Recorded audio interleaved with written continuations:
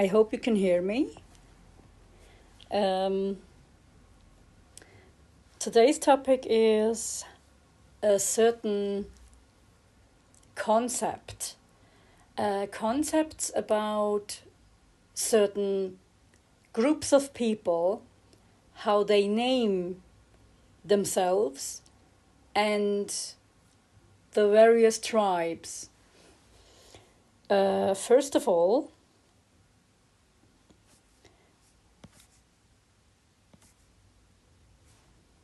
I made a research on Turks. Who do we call Turk? Who is Turkish? And who is turkic? Actually, these terms were developed by Western scholars, and as they haven't understood the concept of being Turk, being Turkic, and being Turkish, they cannot quite understand the notion of it.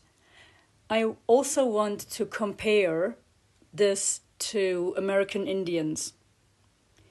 As you know, American Indians, the Native Americans who are the indigenous people to North and a mixture of South America, among other indigenous people as well. But mostly they are the indigenous of North America especially, and also South America, we can say.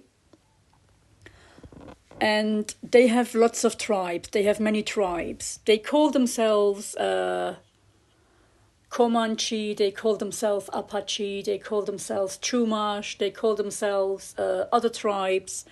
So just to name a few. And it is the same with Turks. American Indians have different ways to call themselves. They call themselves according to the tribe, but they're all, in our eyes, they are all the Native Americans. They are the American Indians, right? So now the same is for being Turk. If we look at Turks, there are also certain tribes. I mean, there were certain tribes, and they became bigger than tribes. They turned into communities, and then they dominated certain regions, and they, in a way, we can say, they became something like a pre-nation with their people, they called themselves. Now, I classified Turks and the relatives of some Turks into the pronunciation and into the syllables of some tribes.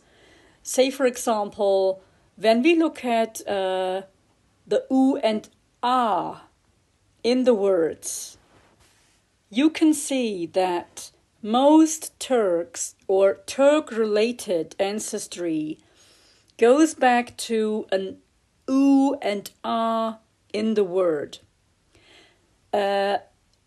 Just to name a few, we have, for example, hunger, that means hungar, or ungar, as we call. We have Magyar, for example. They call themselves Magyars, the Hungarians. So it also may refer to AA, Magyar. So ending in R, we have Bulgar. So these are all Turkish words, Turkic words, Turk words, Turk-related words. Sungur we have, Sibir, Manchur. So also the regions. If you look at the regions, the ending with R, most probably they were given by Turks. So we also have Yukagir. I think it's a region in Siberia.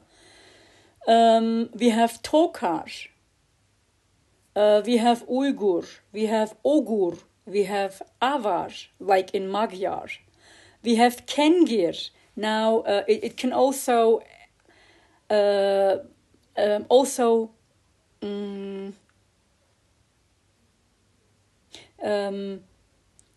let me put it this way.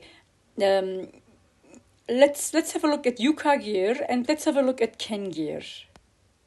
Wait a minute, I'm sorry. You see the similarity of the words here, because the ancient Sumerians, they used to call them Kengar or Kengir, and there is a region of the Kanglı Turks in Siberia. The very early Turks, they were even there before the Gök Turks. So that's what I wanted to say. That also you can have an I before the R.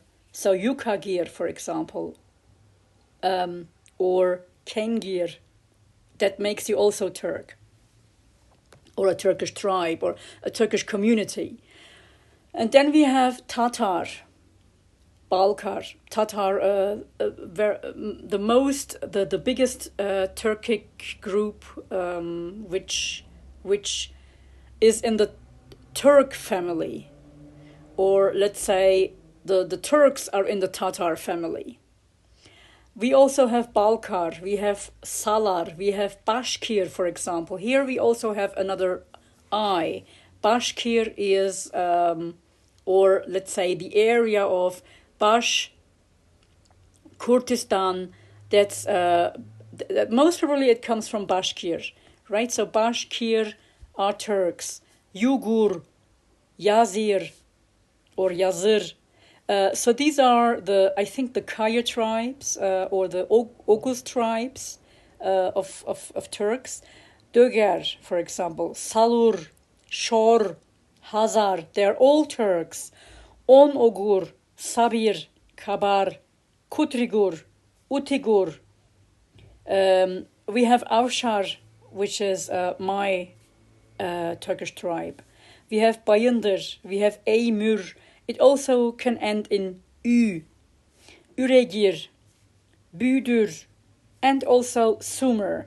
But Sumer was actually given by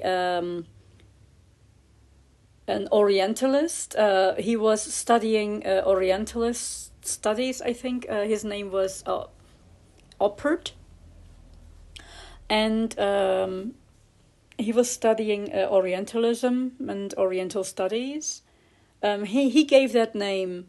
Actually, he was thinking of a word related to Scythian or Scythians, but they changed it later to Sumer as if it was something else. So actually, it was named after him. Casto-Scythian, he called it. So a branch which parted from the Scythians and came down to the Indus Valley, and from there went towards Mesopotamia. So they were a branch of the Scythians. But later they turned into, of course, they gave them the name Sumer. And then we have the N ending Turkic tribes or Turkish tribes, or let's say the Turk tribes, the Huns, the Alans, just an example. And then we have the K ending ones. They may have more than one syllable. Say, for example, the Pechenegs. And I want to add here that the Pechanka tribe, in the American Indians is very similar to that. So they definitely have a connection. That's what I think. The Kupchaks are Turks. The Uzbeks are Turks. The Kazakhs, the Cossacks in Ukraine are Turks. The Memluks are Turks. Seljuks are Turks. Now, looking at Seljuk, I want to add here something. There is also Selkup. I think it is in the Urals. I am very suspicious of that. If Seljuk and Selkup have a connection. So we also have Karluk, which is Turkish. Karakalpak, a Turkish tribe. Kalmuk, a Turkish tribe. Kurumchak, a Turkish tribe. Pomak, Turkish tribe. Turk. When you say Turk, it is actually the name for all these tribes. I mean, like the American Indians, they were called all kinds of tribes, and it makes them American Indians. But they called themselves their own tribe. So it's something like that. So any tribe that called themselves their tribe before becoming, let's say, the common tribe, that was also Turkic, or that was also Turk. We have here now Kazakh and Etrusk, even Etrusk. I don't know if we can add Basque to this region, because Basque is, I think, something else. The Basques are not Turk related, but the Etruscans are. And then we have the Z endings. The Z endings, they also have a connection to the Turks. The Gagavuz Turks, they are Christians in Europe. I mean, Christian Turks. The Kyrgyz, they are also Turks living in Central Asia. The Oghuz, Turks. So first it was Oghur. I also think Ughur has a relation to this. The Ughur or the Finn-Ughur tribes in the Urals, they must have a connection to Oghur as well. So Ughur, Oghur, or Uyghur as well. Then we have the A ending Turks, Ahuska, Saka, which are the Yakut, of course. Did I write Yakut here?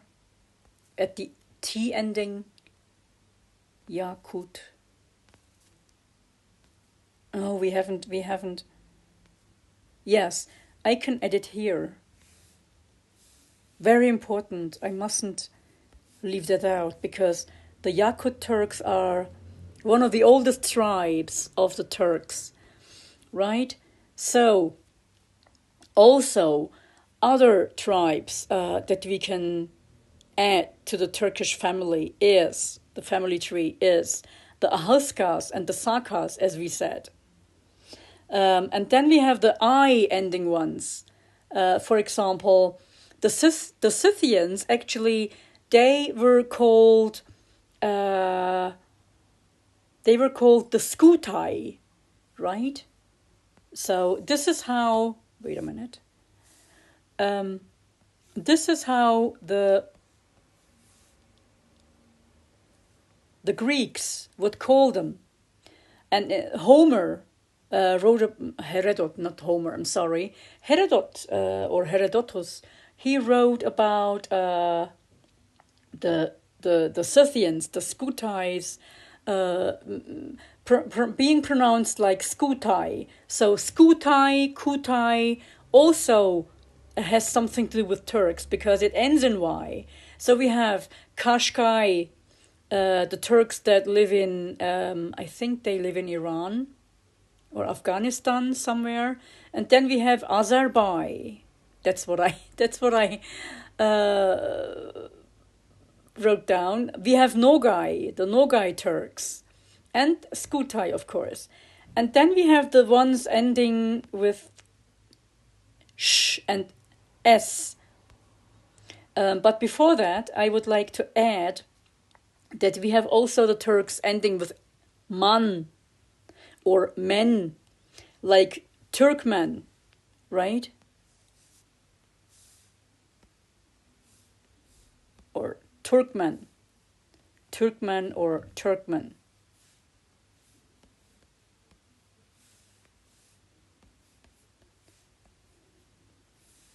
I think they also say Turkoman or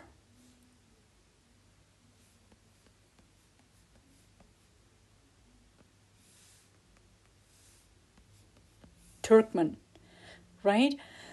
But mainly we call them Turkmens among I mean the natives. I mean, as Turkish people we say Turkmen. So the Naiman are also Turks. The Ottomans were called Ottomans. Why men? Right? So also, okay, I wrote down Turkoman actually here.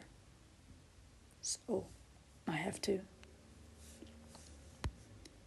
So Turan we have Kuman, right? The Kuman, the Kupchaks, who were actually in Hungary.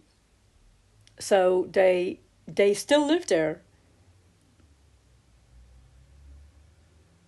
And most of the Kumans and the Kupchaks, they are now Hungarian. And of course the Avars. They they are now a mixture of Germanized Turkic Hungarians. So, but in root, they actually are of several of the Turkic tribes. The Kumans, the Kupchaks, and the Avars. Yes, and also the Bulgars. I think some Bulgarians. I think are also now among their community. So the Kumans, as I said, are an N ending Turkish tribe. We call Turan, for example. Okay, Turan is actually the belief of being Turk. I mean, the region of the Ural Altai, and the language family is called Turanic language family. If you mean the Ural Altai region, so that definitely has to do with the Turanic Turanic language family. So we also have Dolgan, who are also Turks. I mentioned Turkmen, right? So also we have endings with N, right? Which I added. So, and then we have the sh ending, the zh ending, and the s ending ones. Like for example, the Chuvash, the Kalaj, the Hakas, the Kafkas. That's what I wrote down. The Cherkess, for example, the Circassians. They're actually, I think they're a mixture of Russians and Turks together. So Siberian. The Russians also, they are not purely Russians. The Russians, they are a mixture of Tatars and Slavs, which makes them, of course, a very unique community. And then we have the T endings, like here, Bayat or Yakut, as I said. So that's what I wanted to say. If you mean Turk, it means all these things. I mean, you cannot just take one part. I mean, it's not like the Germans or the British people. They only have one stem, and you call them Brits, right?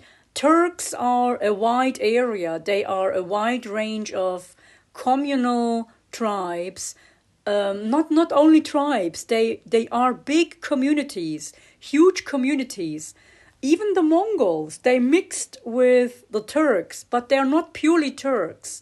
The Mongols are, actually, that's what I think, they are a mixture of the Chinese and the Turks. The Chinese and the Tatars became Mongols, that's what I think.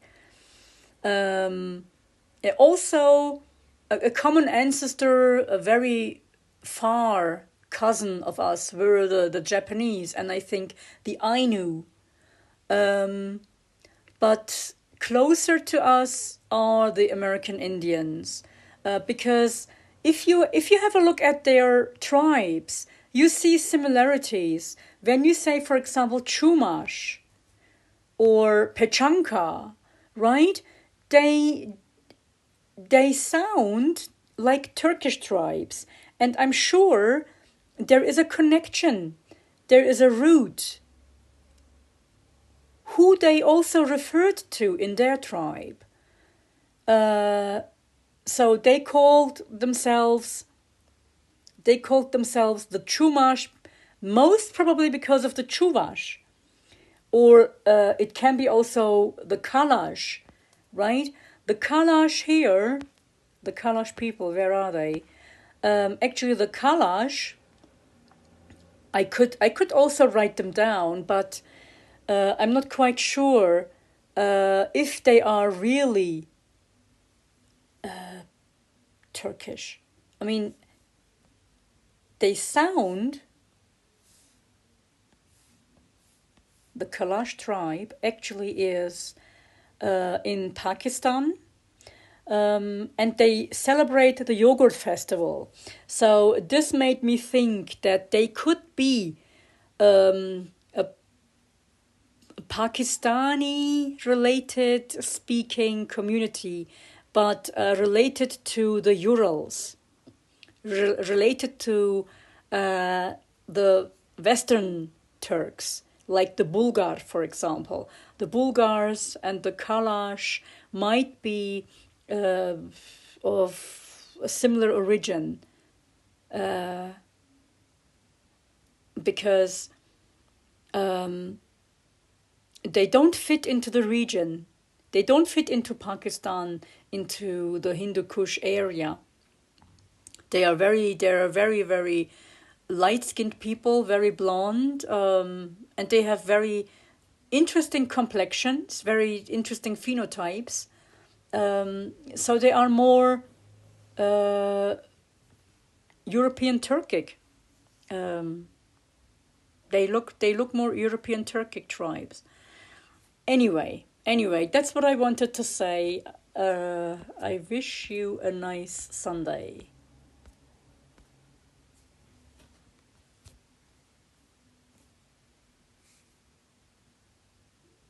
I mean, in conclusion, I could say that um, when when Western scholars study the Turks or Turkish or the Turkic tribes, they should consider the language. They should themselves be partly Turk, because otherwise they couldn't understand the notion of it, because they have no feeling. They can't put themselves into our shoes, and they misinterpret everything. It's the same with the languages. So also the American Indians, right? If you want to learn from a tribe, you have to know that tribe. You have to listen to that tribe. So if you want to learn about the Turks, you have to listen to them. I mean, you cannot take somebody else describe them. That's wrong, and it is also insulting. It is a big insult if you take, for example,